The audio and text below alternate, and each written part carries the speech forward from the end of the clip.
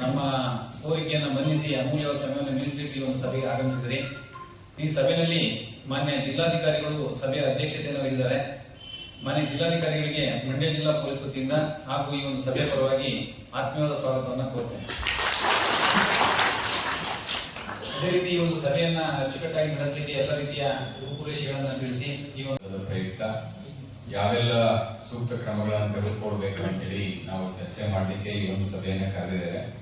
ಶಾಂತಿ ಸಭೆ ಅಂತ ಅನ್ನೋದಕ್ಕಿಂತ ಒಂದು ಸೌಹಾರ್ದಯುತವಾದಂತ ಒಂದು ಯಾವ್ಯಾವ ಮಾರ್ಗಸೂಚಿ ಅನುಗುಣವಾಗಿ ನಾವು ಕ್ರಮವನ್ನು ಕೈಗೊಳ್ಳಬೇಕು, ಸಮನ್ವಯತೆಯಿಂದ ಕೆಲಸ ಮಾಡಬೇಕು ಅಂತ ನಿಮ್ಮ ಅಭಿಪ್ರಾಯಗಳನ್ನು ಆಲಿಸಿಕೊಂಡು ನಾವು ಇದು ಮಾಡಲಿಕ್ಕೆ ಕರೆದಿರ್ತಕ್ಕಂಥದ್ದು.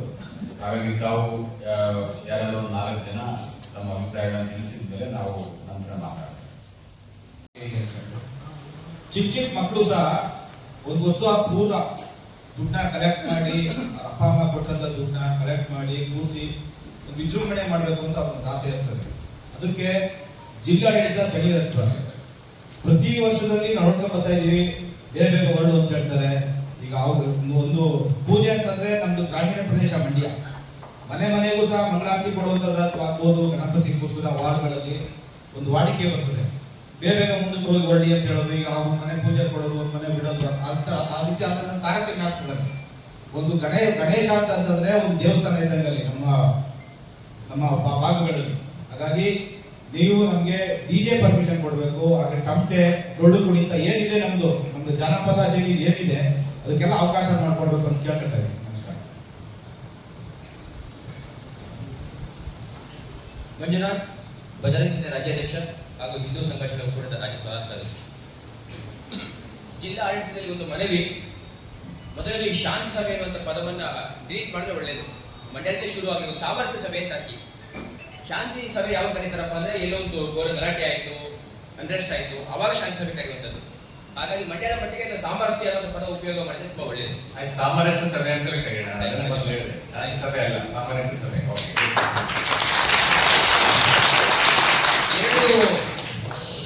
ಒಟ್ಟು ಇಲ್ಲಿ ಹಿಂದೂ ಸಂಘಟನೆ ಇರ್ಬೋದು ಅಥವಾ ಗಣಪತಿ ಪೆಂಡಲ್ ಇರ್ಬೋದು ಮತ್ತು ಪೊಲೀಸರ ಮಧ್ಯೆ ಒಂದು ಒಳ್ಳೆಯ ಸಾಮರಸ್ಯ ಇದೆ.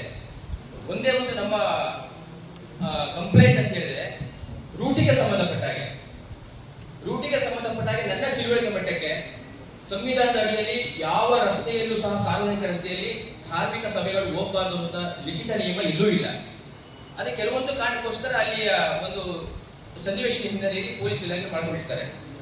ಆದ್ರೆ ಎಲ್ಲಿವರೆಗೆ ನಾವು ಹೇಳ್ಕೊಂಡು ಹೋಗ್ಬೇಕು? ಬೆಂಗಳೂರಿನಲ್ಲಿ ನಮ್ದು ಸಮರಸ ಸಂಗಮ ಅಂತ ಹೇಳಿ ಸುಮಾರು 50,000 ಜನರ ಒಂದು ಪಥಸಂಚಲನ ಆಗಿತ್ತು.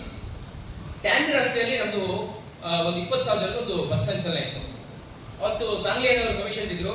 ಪರ್ಮಿಷನ್ ಕೇಳಲಿಕ್ಕೆ ಹೋದಾಗ ಅಲ್ಲಿ ಡಿಸಿಪಿ ಅವರ ಸಭೆಯಲ್ಲಿದ್ರು. ಡಿಸಿಪಿ ಯಾವುದೇ ಕಾರಣಕ್ಕೂ ಕೊಡ್ಲಿಕ್ಕಾಗಲ್ಲ, ಯಾವತ್ತೇ 1 ಲಕ್ಷ ಮುಸಲ್ಮಾನರು ಆ ಒಂದು ಭಾಗದಲ್ಲಿದ್ದಾರೆ, ಕೊಡ್ಲಿಕ್ಕಾಗಲ್ಲ ಅಂತ.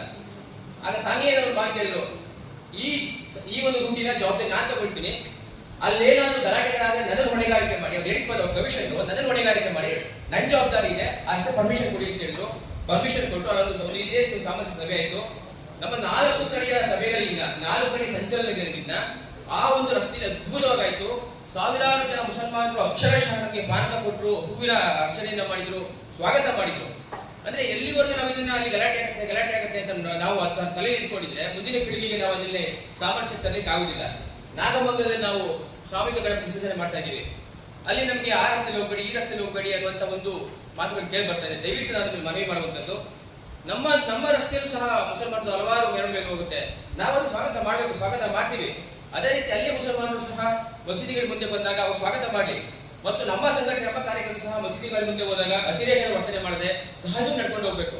ಇಂತಹ ಸಹಜತೆ ಬಂದಾಗ ಅಲ್ಲಿ ಯಾವತ್ತೂ ಸಹ ಗಲಾಟೆ ಆಗೋದೇ ಇಲ್ಲ.